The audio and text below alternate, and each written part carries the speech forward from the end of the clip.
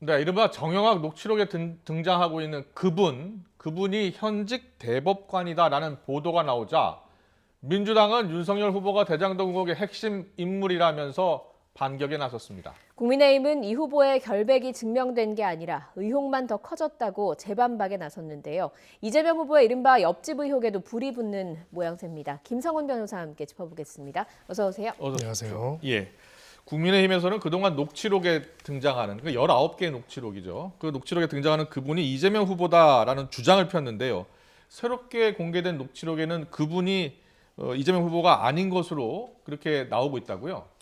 네, 지금 내용에 따르면은 예. 처장을 지냈던 현직 대법관의 이름이 언급이 됐다라고 합니다. 예. 그러니까 전후 맥락을 봤을 때는 특정 이제 대법관으로 추정되는 인물로 이제 그분을 언급을 하고 있고, 네. 이제 1호는 이제 내 것이 아니라 그분 것이다라는 표현에 있어 이어가지고 예. 그분의 딸한테 약 50억 원 정도 시가가 되는 빌라를 제공했다라는 이야기가 나왔다고 합니다. 예. 네네. 네, 그래서 이제 그런 부분들을 고려를 해봤을 때 여기서 이 천화동인 1호 저희가 좀 시초부터 볼 필요가 있는데요. 결국은 왜 대장동 관련해서 의혹이 처음 불거졌냐면은 어떻게 이렇게 말도 안 되는 높은 수익률을 가져갔을까 우리가 궁금했죠. 예. 바로 그 부분에 있어서 이런 부분들이 어떻게 협력하고 이런 것이 부패 형태로 가능하게 만들었던 힘이 있을 것이다라는 추정을 했고요.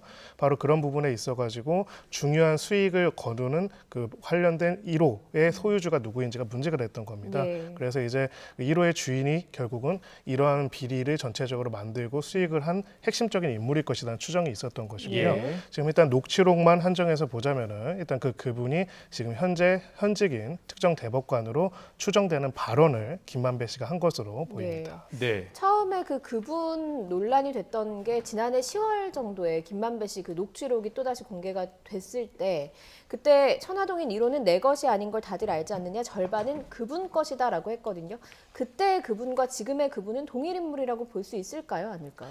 저는 사실은 이제 국민의 한 사람의 입장에서 저도 궁금합니다. 예. 궁금하고 또 녹취록을 우리 국민들이 그동안 어떻게 봤죠? 이 문제가 불거진 게 거의 한 4개월, 5개월이 다 예. 됐습니다. 네네. 근데 녹취록은 왜 항상 이렇게 조금씩 공개가 될까요? 아, 그러니까요. 네, 그 공개하시는 분들은 녹취록을 한 번에 확보했다가 조금씩 공개를 하는 건지 아니면 그분도 조금씩 확보해가지고 조금씩 공개하는 건지 참 궁금합니다. 그렇네요. 분명한 예. 거는 이 녹취록이 전체가 수사 기록으로 제공이 됐고 일부 언론은 전체를 확보했다라고 보도도 하고 있는 상황입니다. 예. 네네. 그렇다면 우리 국민으로서는 궁금한 거는 그럼 전체 녹취록은 어떤 내용인지, 그리고 전체 녹취록 중에서 여기저기에 나와 있는 내용들이 서로 어떤 관계에 있는지 굉장히 궁금하겠죠. 네. 재밌게도 정치의 그 지형에 따라서 정치적인 입장에 따라서 그 내용 중에 일부가 순차로 천천히 공개가 되고 아. 그 내용에 관한 정쟁들만 벌어지고 있습니다. 예. 이 사건 관련돼서 가장 우려스러운 부분들은 이 사건의 본질, 이게 만약 거대한 비리라면 역대급 비리이기 때문에 예. 이 비리에 관해 가지고 진짜 책임 있는 정치적 경제적 힘이 주체의 누군지를 확인을 해야 하고요. 네네. 그런 중요한 자료, 그런 공적 관심 사항에 대해서는 그 내용들이 가능하다면 투명하게 공개되는 것이 예. 필요합니다. 근데 지금으로서는 무엇이 나올 때마다 진실에 접근한다기보다는 그 진실을 가리는 정쟁만 더 심해지는 것이 아닌가라는 우려가 있습니다. 그렇네요. 그렇다면 천화동인 1호 실소유주 그분이라면, 그러니까 한 사람이라면, 네. 그러면은 천화동인 1호의 그 1,000억 원대의 절반은 그분 것이고, 또 50억 원 빌라도 또 그분 것이고, 그렇다면 그분이 누군지 모르지만 지금 그분이라고 지목된 사람은 절대 아니다, 그런 주장을 펴고 있는 거죠. 그렇습니다. 예. 절대 그런 사실도 없고 관련도 없다라고 주장을 하고 있고요. 자, 우리가 다시 처음으로 돌아가 보면은 그러면 이 녹취록을 검찰이 초기부터 입수를 했습니다. 네. 그리고 이 내용 그분이 아닌 것 같다, 정치인이 예. 아닌 누군 것 같다라는 이야기를 서울중앙지검장이 국회에서 발언을 했습니다. 예. 아, 그랬죠. 그렇다면은 그 당시에도 누군지를 알았다는 것이죠. 그분은 그분이 아닌 것 같다 그랬죠. 그렇죠. 예. 그런데 그분이 아니고 다른 누구인 것 같은 거를 중앙지검장이 확인을 했습니다. 예. 근데 지금 4개월 동안 어떤 수사가 벌어졌는지 우리가 확인해 볼 필요가 있겠죠. 네. 그러면 이름이 지목된 그분에 대해서 왜 검찰이 아무런 조사를 안 하고 있었는지, 아. 예. 그리고 지금 이 내용이 다시 보도가 되면서 네네. 있는지. 그렇다면 만약에 정말 혐의점이 있는, 그리고 이 내용의 신빙성이 있다면 검찰은 당연히 조사를 했어야 할 겁니다. 네. 또 도주 및 증거인멸의 우려도 있는 거죠. 네. 예. 조사를 안 했다면 왜 조사를 안 했는지 국민들한테 밝혀야겠죠. 그러게 예. 그래야겠네요. 예. 뭐 말씀하신 대로 검찰에서 조사를 하진 않았습니다만 뭐 조사를 하지 않은 전후 관계는 저희가 알 수 없는 부분 아니겠습니까? 그렇지만 이 김만배 씨가 왜 녹취록에서 그분이란 사람을 계속해서 언급을 하는가? 왜 이런 이야기를 하는가? 변호사 입장에서는 어떻게 좀 판단을 하고 계시는지요? 네, 결국은 크게 두 가지 가능성 중에 하나라고 생각을 합니다. 결국 이 사업이 정상적으로 진행되지 않았을 것이라는 추정을 처음에 했었고요. 예. 현재 수사되고 기소된 내용에 따르더라도 그런 부분들이 많이 드러나고 있습니다. 민관 합동이지만 사실 이 민간 업자들이 기획해놓은 판 속에서 모든 것들이 이루어진 것들이 나타나고 있죠. 예. 그래서 바로 이런 지점에서 이거를 가능하게 한 큰 정치적, 경제적 힘이 있다는 것을 추정할 수 있는 하나의 단서가 될 것이고요. 예.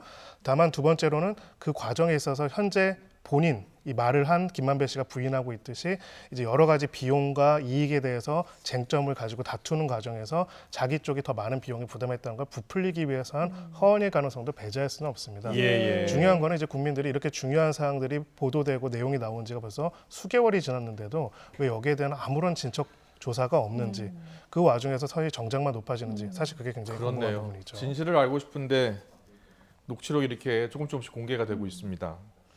우상호 의원이 또 어제 공개한 녹취록을 보면요, 우상호 이제 의원이면서 본부장인데요, 지금 의원직을 걸고 공개를 했다 이렇게 이야기했습니다. 영장 들고 오면 윤석열은 죽어 이렇게 표현을 김만배 씨가 했고, 또 정영학 씨가 죽죠. 원래 죄가 많은 사람이긴 합니다. 윤석열은 뭐 이렇게 표현을 했다고 합니다. 자, 민주당은 이 내용을 보고서 윤 후보와 김만배 씨가 깊은 관계 아니냐 이렇게 주장을 하고 있는데, 변호사께서는 이 대화를 보면 어떻게 판단하실 수 있겠습니까? 네, 일단은 두 가지를 봐야 할 겁니다. 네. 저희가 이 녹취록 관련돼서는 두 가지를 항상 우리가 같이 검토했으면 좋겠는 게 네네. 실제로 대장동 사업이 각 단계별로 어떻게 진행이 됐고 그 과정들을 하는 데 있어가지고 필요한 정치적인 의사결정들이 어떻게 이루어졌는지 예. 혹은 관련 수사들이 어떻게 이루어졌는지를 복기해 볼 필요가 있고요. 네. 바로 그것이 현상에서 벌어진 일이라면은 그들 내면에서 이루어졌던 내부적으로 이루어졌던 대화들의 내용은 녹취록에 있습니다. 예. 이 두 가지를 비교 검토해 보면은 아. 이 중에서 신빙성 있는 부분이 나오고 신빙성 네. 없는 부분도 확인이 될 수 있겠죠. 예. 그런 의미에서 이러한 대화 내용들을 주목해 볼 필요는 있지만 네. 한 가지 더 확인을 해보기 위해서는 특히나 국민들이 판단하는 데 도움이 되기 위해서는 그렇다면 당시에 화천대유라는 민간 사업자들이 이 컨소시엄이 같이 컨소시엄을 이루어가지고 사업자로 선정이 되고 주주간 협약의 내용을 하고 막대한 이익을 거두는 데 있어가지고 여기 말하는 윤석열 후보, 윤석열 네. 총장이 어떤 관여를 했고 어떤 역할을 할 수 있었는지에 대한 예. 구체적인 논증도 같이 나와야 할 것입니다. 예. 마찬가지로 이 녹취록도 초기부터 검찰에 입수가 됐겠죠. 네네. 그럼 우리 또한 이것도 궁금할 수밖에 없습니다. 그러면은 이 녹취록에 나온 내용 말고도 뭐 50억 클럽부터 수많은 내용들이 나와 있는데 그렇죠. 예. 왜 그런 부분들에 대해서 제대로 된 수사가 현재까지도 이루어지지 않은 상태에서 국민들한테는 진실 공방처럼 보이는 번증만 벌어지고 있는가? 네. 이것 또한 확인해 볼 필요가 있을 겁니다. 이 녹취록이 알겠습니다. 계속해서 어떻게 보면 의혹에 의혹을 낳고 이게 정확하게 밝혀지지 않고 이런 식으로 가고 있는 상황이라고 보시는 거군요. 네, 그렇습니다. 결국은 제가 처음에 가장 우려했던 거는 이 사건이 형사적 사건이 아니라 정쟁으로 가버리는 겁니다. 이 사건으로 진정하게 수익을 거두고 이 사건을 의도한 사람들이 가장 원하는 거는 예. 정쟁의 그늘 뒤로 숨는 것이거든요. 그렇군요. 네, 그런 과정 예. 속에서 진짜 범인, 진짜 문제점은 은폐되고요. 네. 정치 진영 간의 분쟁 속에서 오히려 진실은 은폐될 수 있습니다. 예. 어찌 보면 카르텔이 있을 수도 있죠. 예. 그래서 저는 이제 녹취록에 나와 있는 모든 내용들을 엄정하게 수사해야 한다는 원칙적인 입장에 동의를 합니다. 예. 그것이 누구이든 간에 수사가 되어야 하는데요. 네. 마찬가지로 그럼 현재 수사팀으로서는 왜 이렇게 이런 내용들이 나와 있는데 왜 수사가 안 이루어졌고 안 이루어졌다면 혹은 했다면은 왜 안 했는지 혹은 어떤 성과가 안 나왔는지에 대해서 어느 정도는 밝힐 필요가 있지 않을까 하는 생각이 듭니다. 예. 국민들한테 위임된 권력에 따라 수사권을 가지고 특수하게 수사본부를 꾸려가지고 했는데도 불구하고 왜 이것이 여전히 마치 의혹 폭로 수준으로만 논의가 되고 있는지는 굉장히 의구심이 드는 것이죠. 알겠습니다. 19개 녹취록 전문의 공개가 되면 좀 더 정확한 진실을 알 수 있을 것 같은데 아직 뭐 검찰도 공개하지 않고 있다고 하고 누군가는 공개를 하고 있고 그런 상황입니다. 알겠습니다. 다음 이재명 후보 옆집 의혹에 대해서 좀 여쭤보겠습니다. 옆집이 알고 보니 경기도 주택도시공사 합숙소라는 겁니다. 근데 경기도공사는 문제가 없다는 거예요. 직원들을 위한 복지 차원이라는 주장이고, 국민의힘은 규정 평수를 넘겼다, 다른 의도가 있었던 거 아니냐라는 주장입니다. 변호사께서 보시기에 여기서 핵심 쟁점이 뭐라고 보세요? 네, 핵심적인 쟁점은 뭐 평수를 넘긴 거나 안 넘긴 거는 내부적인 규정 수준이기 때문에 네. 문제가 안 되는데 이제 의혹이 제기되고 있는 것처럼 경기도개발공사의 여러 예산들은 국민 세금으로부터 나오는 것이죠. 예. 그런 예산을 들여서 당시 이제 지사였던 이재명 후보의 어떠한 다른 목적의 그 용도로 사용되는 것이 아니냐. 즉 그 산하 기관의 예산을 들여가지고 당시 지사의 여러 가지 다른 개인적인 어떤 정치적인 준비라든지 예. 이런 것들에 사용된 것이 아니냐는 게 지금 일단 의혹의 핵심적인 내용입니다. 예. 이 부분도 여전히 이제 현실적으로 증명된 부분은 아직은 없습니다. 네. 조심스럽게 볼 필요는 있지만요. 예. 다만 이제 국민들 입장에서는 이 부분은 사실은 그 경기지사 바로 옆집, 예. 그러니까 뭐 예. 옆동도 아니고 바로 옆집에 예. 그 산하 기관에서 이제 직원 합숙소를 전세로 한 9억 원 정도 되는 거를 빌렸다라고 하면 조금 이례적이긴 합니다. 네. 공방을 보고 싶은 게 아니라요. 예. 경기도시개발공사 차원에서 합숙소에 그러면 누가 어떤 목적으로 근무를 했고 왜 거기서 근무를 했고 그 사정에 대해 가지고 당시 이재명 후보는 전혀 몰랐는지 알았는지 옆집에 누가 살고 어떤 사람들이 있고 있었는지 이런 국민들의 그냥 기본적인 상식적인 궁금증에 대해 가지고 네. 해명하고 해소하는 것이 맞다는 생각이 들고요. 예.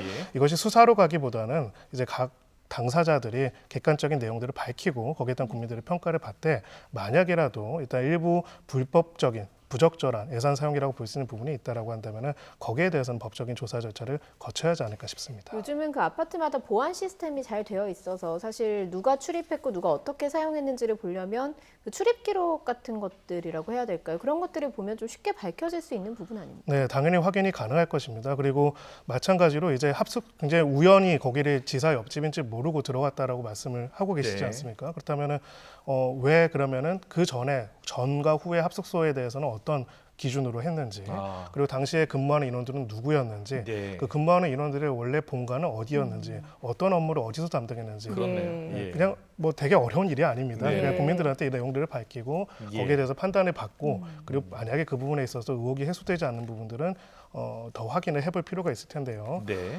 이런 내용들에 대한 내용이 없는 상태에서 이제 정쟁으로 가는 것도 또한 국민들 입장에서 안타까운 일입니다. 다만 분명한 거는 이거는 공적인 행동으로서 공사가 한 일이기 때문에 예. 공사로서는 공적인 입장에서 이 부분에 대한 입장을 분명히 밝힐 필요는 있습니다. 예. 알겠습니다. 이 법인카드 유용 의혹에 이어서 초밥 10인분의 의문이 이제 풀렸다라는 게 야당 국민의힘 주장인데 김은혜 의원 주장은 이겁니다. 배달이 화요일 금요일에 집중됐다라면서 옆집이 이 후보 선거를 위한 합숙소 아니었냐 이런 주장을 펴고 있습니다. 이런 주장을 변호사 입장에서 어떻게 보세요?